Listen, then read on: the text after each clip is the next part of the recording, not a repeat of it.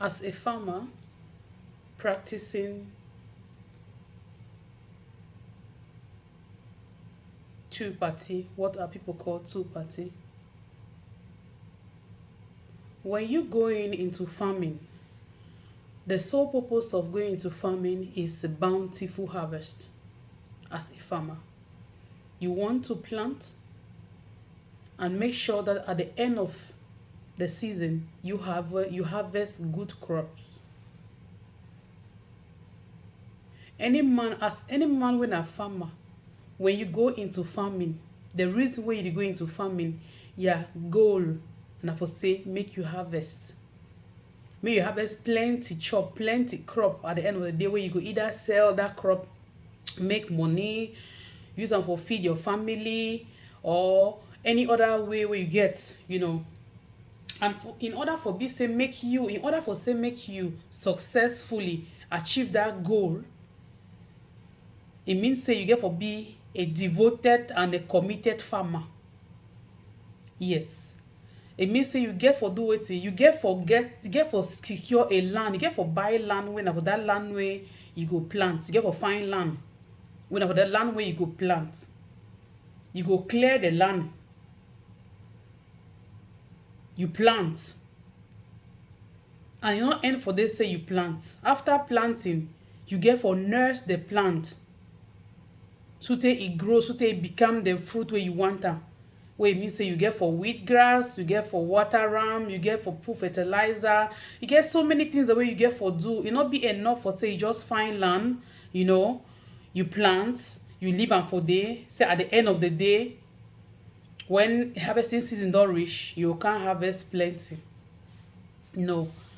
A lot of work get for be done in order for say make you harvest a good harvest.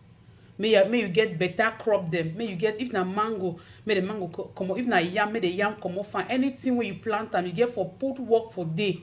You get for the go day all the time regularly to do that check for make sure say this so the plant then they do well. Another insect and not they chop the plants.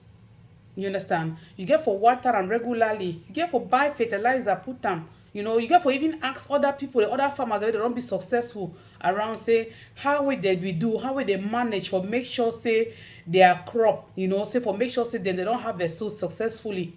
You get for ask them, and a hard work, not no other two things not there for make sure say this so as a farmer may you get a good harvest. So now, why we I try for pull into this farming thing now for just for say ma quote a normal example for inside we are on everyday life where everybody go fit understand. So the main thing and activity, this issue of husband and wife with joint property, now a very very sensitive topic where everybody they try for interpret and for your own way may favor you based on or based on their own ideology or explanation or concept or whatever. But the truth for the matter be say, if two people decide for come together as husband and wife, and then they decide say before they want get married, they sit down, they decide say this so they go get, they'll make the kind of decision where the kind of marriage they want get them. Some they go as far as for write and down, with lawyers and so on, what they call say prenuptial agreement. So in that one, when they agree for say property where you whether you get them before, the man or woman get them before, it go remain na your own or they bring her into the marriage. Some people they decide say this so their property where they already get them before, get nothing for do with the marriage. It means that their life together as a joint property, it start that from the time when they're married, then they start to do things and together they go. So when they are on the bin say wait, so when they are on the bin say, well, they just come them together blindly, they not decide anything, they just go get married first. After they don't get married, then they can't decide now say, okay, we'll get a joint property. That a postnuptial agreement, where it means say anything wey you be get am before you wan come marry that person, you no get right again for dey over say na own you one. E mean say na una two now una get am. But if you don decide before say na you wan keep your property wey you get am out of the marriage, una come una agree, una put am down, legal agreement, una put am down.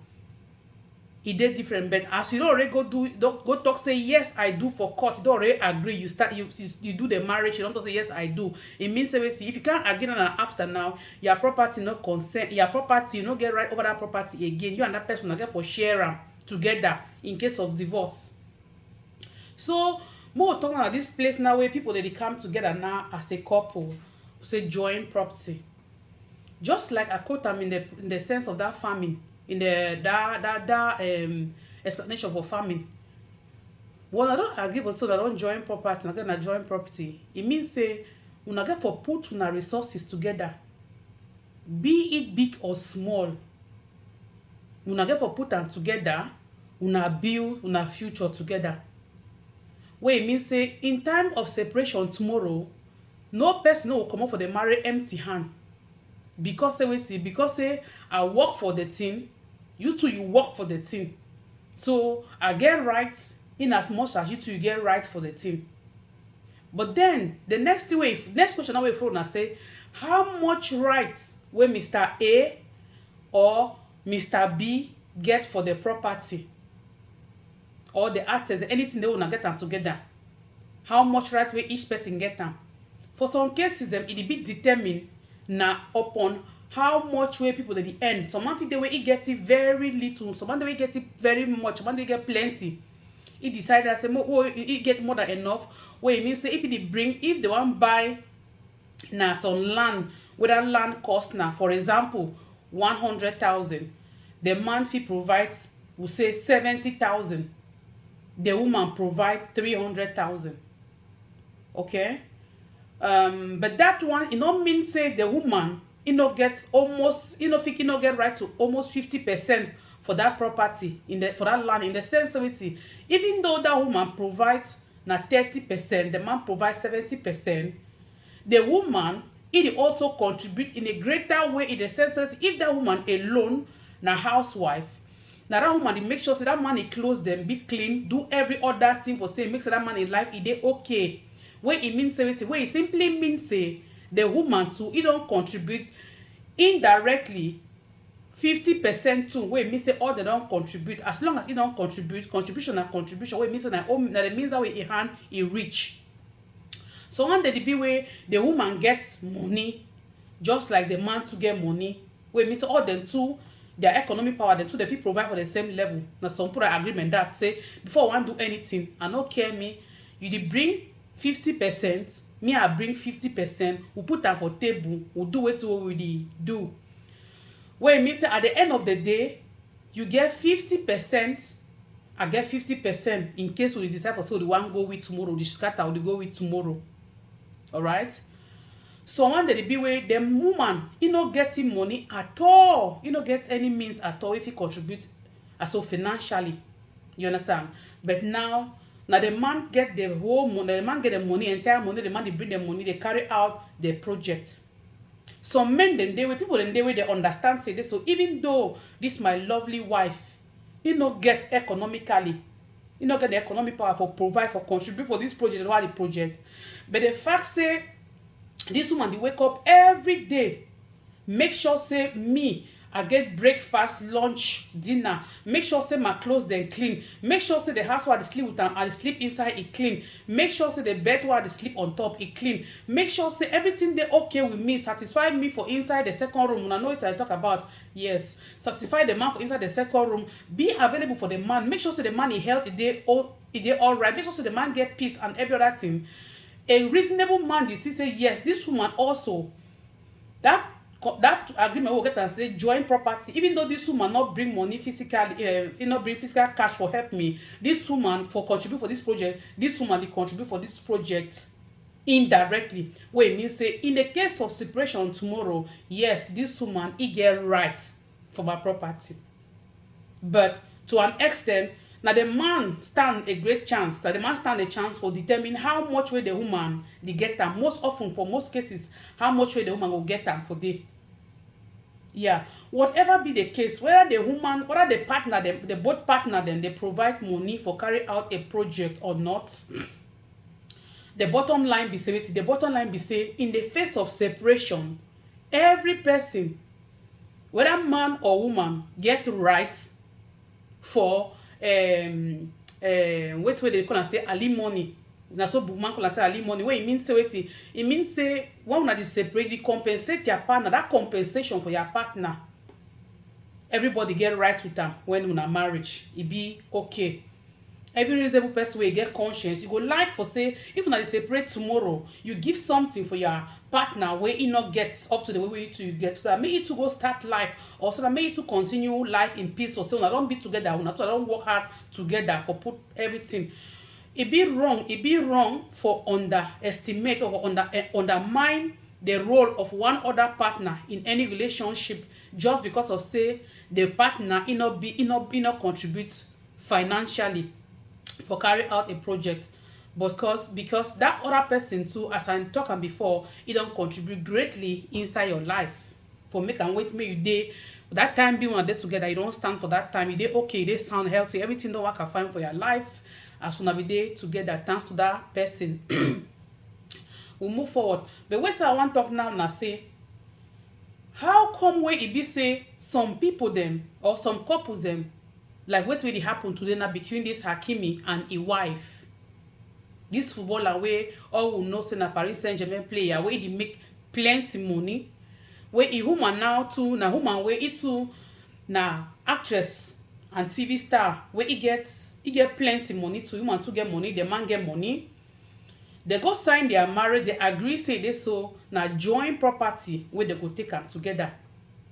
Wey e mean say the woman go bring money, the man bring money, they dey buy project them. They live their life for do things together. Wey e mean say if they wan buy motor, one person no fit just hook up so go buy that motor you want. They go sit down, they discuss am, they plan how much way, who go bring how much money.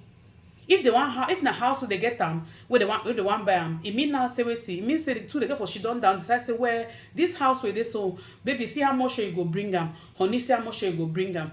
We know say the man dey earn plenty pass the woman, but the bottom line be say the woman too e get money, e too the earn money. Wey e mean say wetin, wey e mean say them two they get for at the end of the day, anything wey they want do for their life, they get for the bring money together. As far as that joint property concerned, they do the things together. But now at the end of the day, they don't decide for say this, so this their love life after the wrong marriage. You know, they married for 2000, they start date for 2018, you know, then they married. They don't want two picking them. So the woman now decide now say this, so you don't want to continue again with this marriage because society allegation say master attempts for rape some girl. If at this point when I agree with me say it be that the girl is right for decide, or even that anybody is right for decide whether you go stay for some marriage or you go walk away, irrespective of your reasons. You know, some people if they just decide say, so I don't tire me this woman, I don't want to be with this woman again. So woman just got to say don't tire you this man, you know, want be with this man again. Now you're right for decide whether you go stay for some relationship or you no go stay for some relationship. Good and fine. But the place where it get complicated, where problem now become now say this girl, if file in for divorce, he say he want get more than, may they give him more than half of this woman, of this imasa property, and he no end for this. So he talk say this, so he talk against say this, so he wants for the get also that same 50% of imasa future earnings. Now they place this way me as see pure wickedness again inside. Yes, pure wickedness. Now they place the way it go make person go feel say this girl it be already get a trade plan for a mind, or it they out for destroy this boy in life. In the sensitivity, if at all they give this girl this 50% of the guy property. More talk say this guy he gets, I just mean, you know, he gets more talk say he gets 100,000 for his account. This girl want more than half. Wait, me say they'll give you at least 50,000 for inside the 100,000. The boy will keep 50,000. The girl keep 50,000 because they don't married and they begin a joint property. So they don't give you half of the way be saying that it right. Okay, it be understandable. And then end for the it wants the boy future earnings. Where it means say every month from the time where they divorce, every money where this guy go the make am, in monthly allowance, any bonus, every money where this guy go the make am for the rest of his life, this girl go to get a share for inside that money. Where it means say as the boy dey play for the club, it change when his salary become more and more, it plenty or it reduce, it not concern the girl. He get for the city get 50%. I'm still get for the get a share of this money till this guy go die. Where it means say even if the boy play the football, so the boy become a pensioner, even the pension money where he go the earn, where he go the earn am, this girl go still get right for that money. Means they go still they cut the money, they divide them into two. They give this girl part of the money. No, no, get me wrong. Oh, this one no be child support. Where this girl dey ask him, not just for the fact that he don't be with the guy as his wife, and then they separate. Where he not get nothing for do with child support. Child support they different. This one when they get it talk now alimony. You understand? Child support now they different. So according to the media or what the news they go of circulation, we don't know how much they get asking for child support. But normally, child support na thing where the boy get for the pay the girl. No say the pay the girl for the provider for a picking the monthly, because some people they misinterpret this thing or say when they say some person they pay child support, if they say you defeat na the mommy for the picking, not defeat na the mommy for the picking. The money it be meant that will take care for your picking them. Even though some people they tend to look at the thing, for make a maybe let's say now the girl or the woman where you waste your money on. No, that money not be child support, not be meant for the woman. It be meant now for the picking them.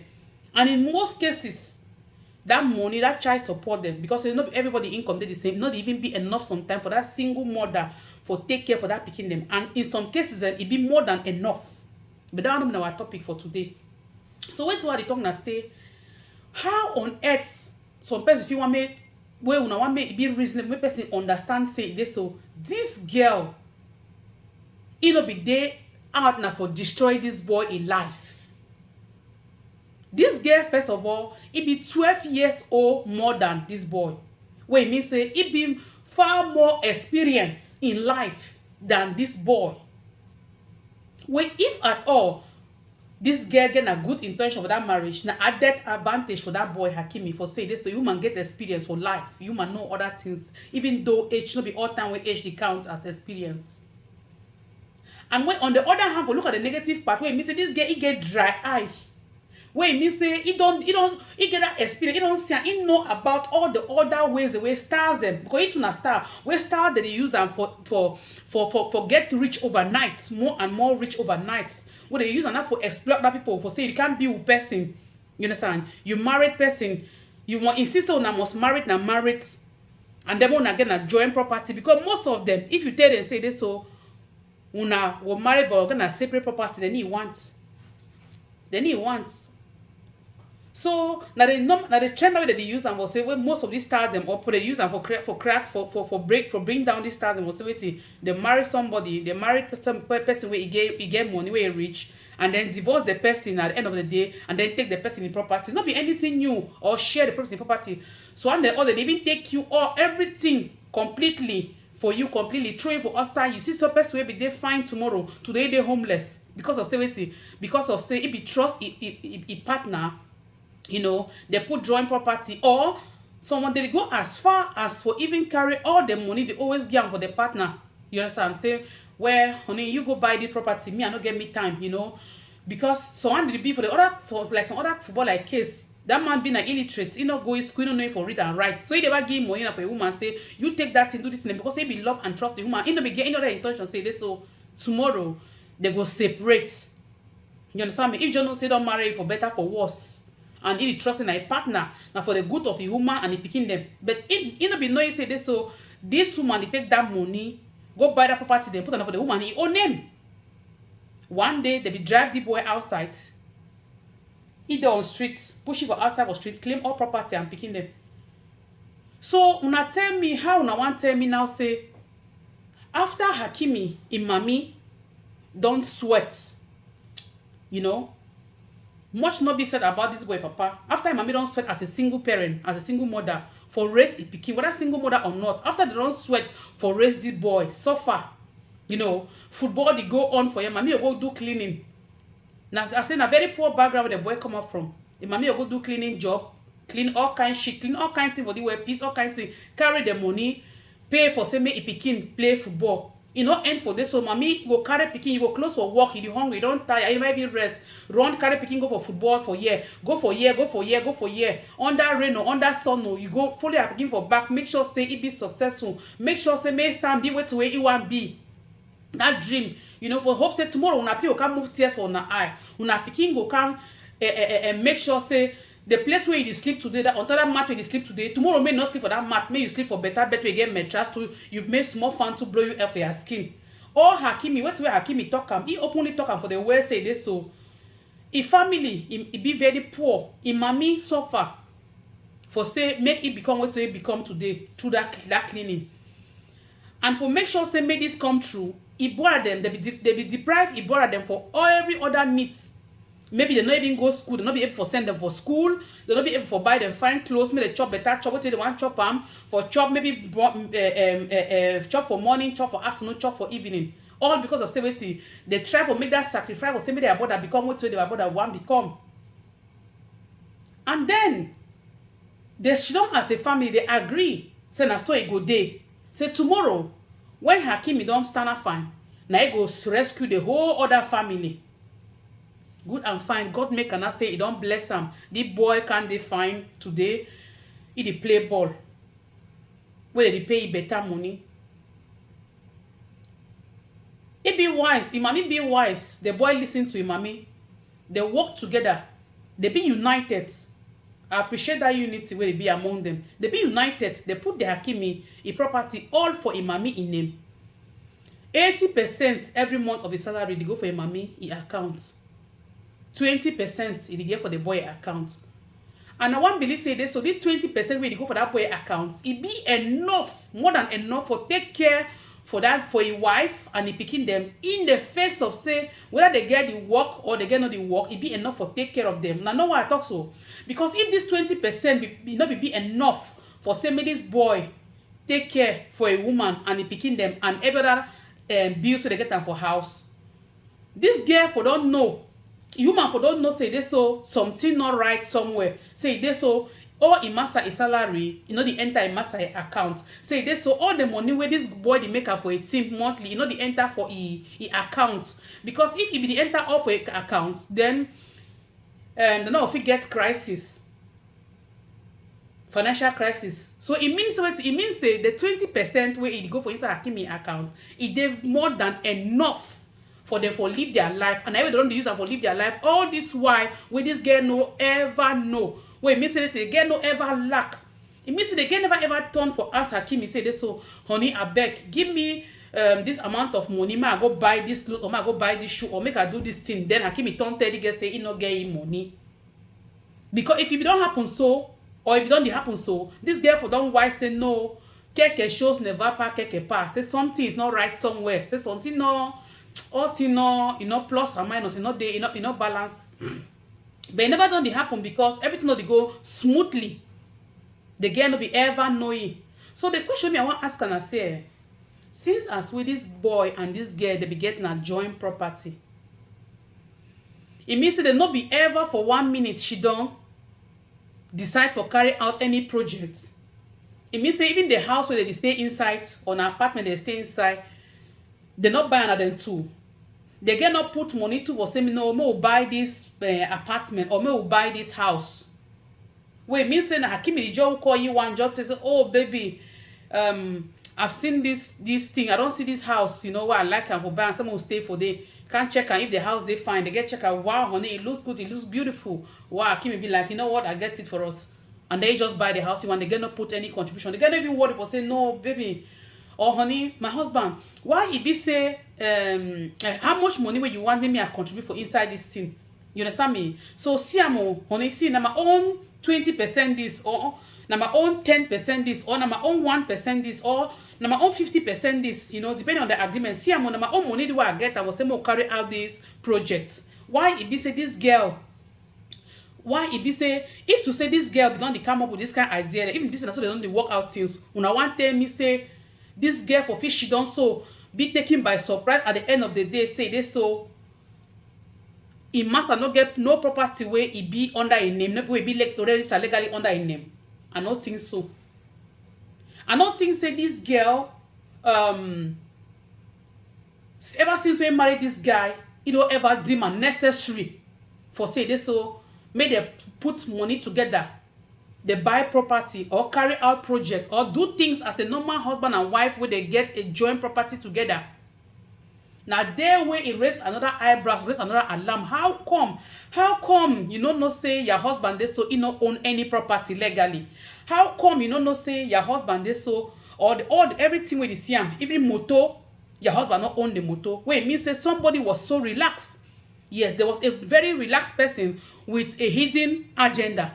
Yeah, a very relaxed person with a hidden agenda. Wait, means say the girl not be bother he not just bother he because if he get a way place, it already place it tactics, they don't put it plan level down. It already plan and say this so he don't come into the marriage, he don't marry wealthy man, the guy they do well, they go live together, born they are picking them, you know. At the end of the day, in case they divorce, I not talk say he put for divorce.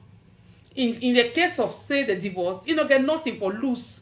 After all, the boy get house, the boy get this, he get that, he get money, he get this in access for bank, you know. After at the end of the day, he go file in for say may they divide all to the boy get into two. So they go as far for talk say even the boy in life, in future earnings, he won't get sure, he won't get share for them. Wait, means say even woman with this boy go marry and tomorrow, any woman with this boy go marry and tomorrow, the woman go pay, the woman go dey suffer with way this other girl do. Even picking any boy go born and tomorrow, they go dey suffer for wait way this other girl do. In a sense, it means say if Hakimi he decide now say for example they pay Hakimi now 100,000 every month, and then now 50% of the salary now the 100,000 they go for this Abouk when ex-wife they don't separate according to what we file. If this girl be win this boy, it means say 50% go dey go for day. Wait, it means the boy in life now don't be divided. Already, he own the boy part of his life. It means say Abouk, this young guy, he get now half of his life. This girl own half of his life, even though they not there together again. Excuse me. Even though they don't own property, then they share the property. Where it means say it means say this girl, he plans, it not be a good one. I don't see any reason why we person get for sympathize with this girl because he no look into any consideration. He no feel pity. He no sorry this boy before. He no sorry this the ex-husband as a alleged ex-husband before he didn't want make any decision. Yes, he not think twice. He not sorry. All what maybe they out for now just for enrich himself through that divorce. Yes, now for enrich himself through the divorce. Now for enrich yourself through the divorce, in the sense say, not be only for enrich yourself, but for destroy the boy, for break it down, for destroy his life, for spoil his future, for spoil his life. How you want tell me say a 24-year-old boy as of today go share half of the property with you? You know be enough, it not be enough. Make that same guy now for the rest of his life. They give you half of his future earnings. I mean half of his earnings. Let me say for the rest of his life, he go live his life for the work for you. It means that boy don't become na ninga. It means that man don't become ninga for you. It means that Hakimi don't turn on a slave. Indirectly don't turn on a slave for a woman. Where it means indirectly, Hakimi now, a woman now, he don't turn a manager. Not be only manager, but the kind man to say manager owner na he own the guy. Now he go determine now how much way it go be available for the guy for the rest of his life. I don't know if it makes sense, if this thing makes sense, if the reason all this kind of thing together before the one criticize the woman and the family, the Hakimi and the mommy. I don't know if they put all these things together into consideration. Let me say this girl want just put this boy into depression. Yeah, you will go into depression. That boy will go into depression if this kind of thing, if this kind of thing happen, just like every other one them. They will go into depression. It means they don't kill the career. It means they say you don't just seize the boy 1 foot. It means say the boy a foot we use and play football. It belongs to the girl. Yes. The foot not belongs to you in the sense that because they get it determine how much the boy will get at the end of the day through that lawsuit. Come on, people, may not understand. May not understand what way for the way for take place in case this girl be succeeds. What way the girl asks for. A reasonable person, if okay, yes, you for file in for divorce, so you ask for divorce for 50 share property 50-50. You go share property 50-50 where you know say there exists property where not there. A property that does not exist. Because say what? Because you know work hard. You want go chop for place where you know work hard. You know work hard in the sense of it. You fit only play other duties as a wife and this. Yeah, but you know work hard in the sense of it. In the sense say you not make this guy may buy property for a name that una dey together. You and he will not put money together una buy property. And you fail for convincing make it buy property for a name while una dey together. What it means say you no be care. You just dey out now for reap for play where you know so because if you be dey out for say for make life more stand together for say you love him more dey together and for say in case tomorrow some people even go as far even for say they want divorce that person tomorrow for get their property for take their property even in the agenda that but one way wise one way he get conscience to an extent he go make sure say make them two they put that money together. They do that property, be it big or small. May they make sure say they buy assets, they do things, they save together, Why you want go make they share money, make they share property, share money where they for accounts, give your own. Where you not even ever contribute for keep some money inside to any account. You don't ever contribute for keep some money somewhere someday. Because now not get me wrong. He get money too. Where me say all them two they be viable for do and together. Since that's what we talk now, say he not go marry the guy because of his money. You marry for love. You get money, he get money. Wait till we una don't do together. Wait till we don't stand together as a couple. Yeah. As I be talking, wait to be the project where we don't carry out together. My dear sisters and my dear brothers, they may learn from this situation. May we not only take and look at this matter at hand. I will say one use and I will say for just talk because we want talk for favor we ourselves. More not look at our sympathy, more face the facts. Look at the Hakimi saga, the divorce saga, face and with fact. If you face and with fact, then now for they will go fit meet up with the truth. Now for they will go fit see reasons why when this boy do and your family they do what they do. If this girl and this boy they put money together, they buy property for their name.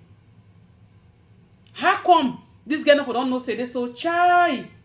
Mama say property don't for a name or a property don't for a mommy. If you don't know, but because they do not do them together, so you not be ever get, stand the chance for ever know. You understand me? Yes, it will just be so relaxed because they know say at the end of the day, I will share. I did have say just see every property, no say no together and so. Your mother just show up in the driveway. Tada, baby, I got you this car. Ask question. Tada, baby, I just bought a new whip for myself, a new baby for myself. You don't buy this motor. Or tada, baby, see this house, so now we'll move into this place. I don't buy them. You need to ask question. A wise person, a reasonable person go ask question. But honey, hello, me and you will get na joint property. No be so. Yes. Wait, means say anything one do, we get for put money together, we'll do that thing. Because say me I get my own money, you get your own money. We get for join money together, we'll buy that thing. Maybe my money, even if it's small, it not reach together your own. How come you just go buy a house with me? I don't know. You just go buy motor with me? I don't know. You just go buy this way, not tell me. Why you get for doing so? It costs now how much, honey? The house costs now how much? Who saw the document for the house there? Who saw the document for the apartment there where you buy? Bring them, see them, read them, understand. Bring them. Now how much You know, if that kind of discussion they don't take place all this while, who wan tell me say they so Hakimi a woman for comot today empty-handed? Who wan tell me say this girl for fit don live blindly inside the marriage so all this while? Wey e no fit be able for take note, because if you don't talk say Hakimi just show up one day say, hey baby, hey Arab winner, hey baby, say I don buy some apartment for that site, I don buy some fine house for that site, we'll move into this house. The girl, he not just be carry like, hey, inside heart say yes, he don't buy one more property, say he get chances for say, okay, when they divorce tomorrow now, property day, no problem now, he worry, yeah, he go be glad. Now all that kind of mindset of say, yeah, I don't care me how much she buy, I'm all I buy now, when I wish money use am, as long as I'm gonna join property, I don't care tomorrow what will divorce, I'll take my own share. If not that kind of mindset where that girl be get them, that girl for fit tell you say no, baby, I don't like this thing where you do am, I don't like him. I don't like what they do. How manage get joint property there? You go buy property now you want. You go buy things all the time now you want. When you want to go buy something next time, who to say they want to happen now so? You understand me? Some person will go even as far as tell you say, we'll go back for the place where you buy the thing then. We'll go back for your lawyer or for the place where you buy the thing then, where they make the agreement. I give you my own share for my money. We'll rewrite the agreement. We rewrite the deed of ownership. When we go put and say now we two own them. If that is if you not put and say on a two na own them. Some kind of thing, some people even talk as far as say no, you go sell that property, you go sell them, and then I put my own money together, who buy a new one because we're gonna join property. No be you one. Honey, you don't feel the suffer. You don't feel the suffer the do thing that you want no. No feel the suffer the do thing that you want. When we two would they start the marriage and join property. It means say that one person they express on that person. Why now you go to put money or do thing when me I get my own money too. If you join and buy what thing together, no, I'm not like me. If that girl don't get this kind genuine kind feeling, this kind attitude, this kind behavior, this kind way, how now one tell me say this girl for fit come out someday empty hand? Well, how now one tell me? Yes, how now one explain them for me? When they talk say this so Hakimi na bad guy, he hide property for this girl, he do this, he do that. We know the inside their marriage. You understand me? We know the inside their marriage. We don't know how it don't happen. But one two a be for sure na say if this girl for don't make sure say Hakimi buy property, then two they buy property together as both of them they get money. Make sure say the property be written on the two their name or for at least for Hakimi in name. This kind disgrace, this kind shock of the century, you know, forget them for your life. So at the end of the day, like a farmer, if you intend for get a good harvest at the end of any planting season, my sister, the way the location where you choose your farm, the kind of crop where you decide for plant them inside that farm, the way you nurse the seeds so they germinate, you do that transplant, you plant the seed for inside the farm, you water them every day, you put fertilizer, you weed grass, you keep the place clean, make sure say apply pesticides, make it not can chop them, make sure say the crop it grow from one stage to the other, now stage by stage, make sure say it grows sute. You want tell me say at the end of the day you'll be taken by surprise, say you no harvest no nothing. Even if you know if you harvest no nothing, you said you go feel understand, you do see am. If you're a devoted farmer, you do see am, so say all your efforts say this, so you don't plant, you know, you water, you weed grass, you do everything, but you say the crop no they do well for that place. Because it not been a must say you get for plants do well, do everything, then you harvest properly. It means you must harvest properly. You must get a good harvest at the end of the day, because sometimes the be way bad year and bad year. Sometimes the be way you plant the wrong thing. Sometimes the be way season for that year in for that year not be a good one. You understand me? So if you don't understand, I say that crop no go do well. You know what I'm saying? In a process now, you see and you already know before harvesting time. Say this, so no, this farm in the year no be better one. You know go well for me. You know go harvest. You don't know go taking it by surprise. Say just come off your house one day, boom, with basket. Say one go harvest. PM, you reach your farm. You want see no mango not grow for tree. That mango not grow, or the mango the tree produce mango, but they get they get mangre for day. It not be possible for be taken unaware like that one day as a devoted farmer, because from step by step every day from one day to the other you don't go for that farm, you see am, Your effort dey tell you. E go tell you whether as you put your effort dey go, you still go dey see am with your own eye. You dey know whether this harvest e go be na a good one or na a bad one at the end of the day. Wey e mean say you no go be taken unaware for harvesting time. You already know say no, na so e go be. You no go waka fine because say you be committed, be devoted genuinely. Yes. Or you no be committed or you no be devoted genuinely. So you already know say that's so it go be at the end of the day. Now the very thing boil down for wetin I dey talk and what dey talk and that's concerning the Hakimi e matter. If the girl be don carry on the responsibility and the duty as a good partner or as a shareholder, man call as a shareholder, even though na the right thing, yes. If you be don't take, if the one not agree to the girl at two party, if the girl be carry own responsibility well, do your assignment well, devoted genuinely, make sure say no anything, any project where this boy own them, anything the boy want do am, and then true that they do am because he get money. And also not be every person gets that ability for say no be every man get money for say they say when the partner want carry out some project or want do something, make to put money inside financially. But this girl get money. Wait, mean say he never done the do am. This girl never done the move money. The give Hakimi say you want to know wetin my husband. You want buy na the motor. See my own contribution. They can go buy the motor. You want do na how that joint account. We say we will get joint property. We get joint accounts. How much will they put on for the joint account every month? Give me document. Make me I see how far we run come, honey. We run the save for so long a time, or run the save for this short time. How much will they use inside the money? How much will remain?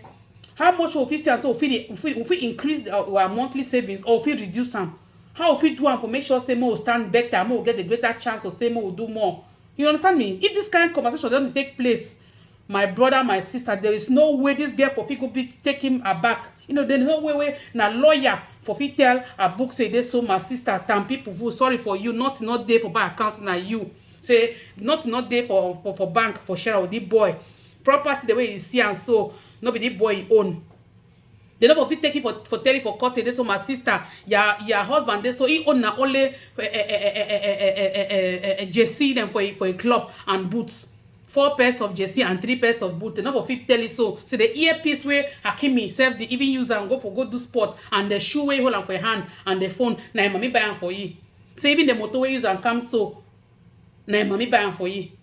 They never fit tell it again for court.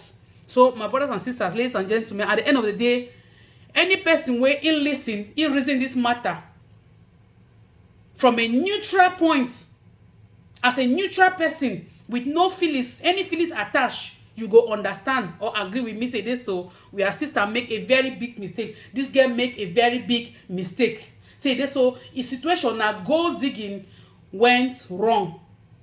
Say we also learn say this so my brother, my sister, but if not this separate with person tomorrow.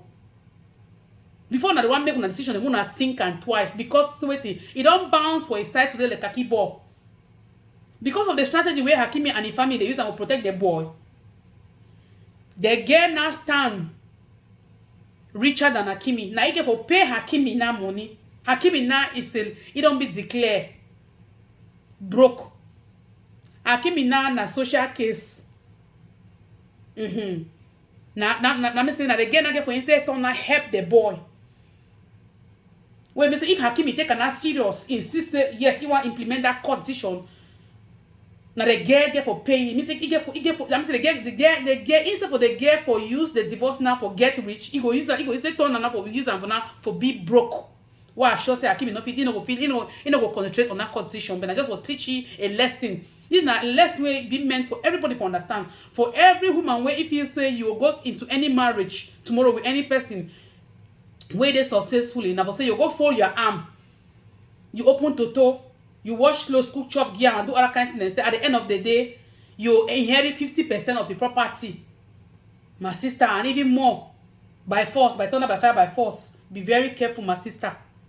If you enter into that kind of marriage where you know say you not get, try for use any other means for the make your husband, make it empower you, make it give you money for do business. Take money for your husband, do business.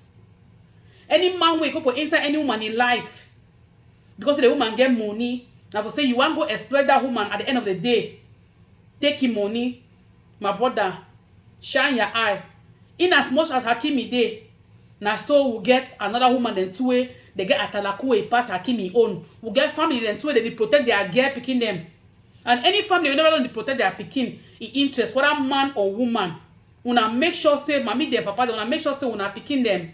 They get this, they make the right deal. If they go in with their partner for joint property, una make sure say that they actually put the money together, they do the thing. That if they get the money, una make sure so una check on una picking them regularly as they don't become successful. Make the parents so they give their mommy them the room for say make their parents and too they be able for understand their relationship and how they plan their life. Because if Hakimi not be work together with his parents and his siblings and today so Hakimi for them for streets like every other star the way they don't ruin them after divorce or through the uses of divorce. Now just so it day. Yes. May any man shine the eye. Both man and woman. It not be not only in the case of women for men that will shine their eye. It be wrong. Both man and woman them not shine their eye. Now the end of inside any relationship in terms of property, when I say joint property. Good. May una the big one the check una partner from time to time. Check on them. Una carry out projects together. Una actually make sure so una they put the money. Una gonna join account. Make them una actually start say the money they enter. Identify for una two una name. It the enter and how it come out, how they spend the money. What's the day? What's not there available. May one person not just she don't say 4 hamster at the end of the day when they will divorce, you go collect from this person. So when they be so it she don't so not say where it just be so relaxed, it just trust a partner. Where if you not gonna enter intention will say tomorrow will separate take property. So one person they just fight in and say as they get joint property, it go a separate way from a wife or a husband, you know, and we trust, it get confidence, so the money don't put them inside the account. You see they intact where the other person don't go the move and behind. But because you never do that, you never don't do that regular check for the ask question, for the go into the account, the see actually if it exists or not, how transaction they take place, it be taken unaware. It be taken unaware. A lot they go on in terms of joint property. A lot they go on. So for me, if I not work together as a team, then we wanna get separate property. For the first one, I be married, it not means so I must get a joint property. No. So in some cases, it is over fine for someone to get separate property if either of the partner them they already get pikin in a previous marriage. If some person don't marry before or already born pikin before you want get into any marriage, it is over good for say me wanna get a separate property. Or me wanna don't take that prenuptial agreement where the show say this so. Any property where you be get at you before you want meet all this partner, you not concern the partner. Or may you allocate how much way you go give them for your pikin where you don't get them before you want meet all this person. Maybe state it clearly so that tomorrow man no can get problem. What if you kick your foot for road tomorrow, my sister, you die? Your husband not carry all money you believe all property now you believe them. Take and chop am with a different woman, then live your life, move on with your life, and then leave your pikin you don't born am before stranded for streets. Push that pikin for outside tomorrow, that pikin not get nothing. Meanwhile, if you be done before you meet up this man, you keep sentiment, keep love aside. Una first fact, you make agreement, say my brother, you see me so as I don't enter the marriage now, so I get na this umbrella. The umbrella they so I give this umbrella now for my pikin where I don't born before I marry you. So in case of say tomorrow I'm not there, or we separate, no put your eye for the umbrella. The umbrella belong to my pikin. Simple. Or say this so we married now so today I not get nothing. You not get nothing. As we start, I carry pikin where I bring them before from my previous marriage, or I don't born pikin before. Where it means say we join, we do property together. See my own percentage, I will bring her, see her own percentage. We'll do things together, see my own percentage, see her own percentage. At the end of the day, this percentage, if I not there tomorrow, it go for my pikin. Legally, when I make that kind of agreement, it go for my pikin. Or if we separate tomorrow, see my own percentage. Where it be owned by my pikin. Agree or you not agree. When I get for put that terms and conditions together, that's that agreement. And so that's the way you get for bill. Oh, we don't make this kind of mistake. A lot of us would make this kind of mistake. Oh, my brother, a man the way they talk say before you my brother, I don't mean only woman. You the one going to marriage. Think if you don't get picking them before, or you get family or so whatever, sit down your partner, I'm gonna talk out. Say this so this percentage and so percentage of my this. It will go for my picking. I don't get them before, or we are joint partnership, it be limited to this extent, in the sense say I get pikin outside where matrimonial home way is also get for inherit this amount, and then before this the rest we go do our pikin will get them together. All those things then get for be spell outline.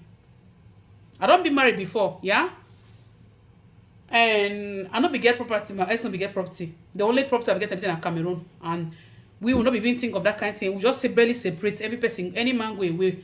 Means I make this kind of mistake. Will not be ever even she don't like talk for say, see, wait, all this kind of decision will not be take place. But believe me, if I'm married again, if I'm remarried tomorrow again, I'll be well equipped now.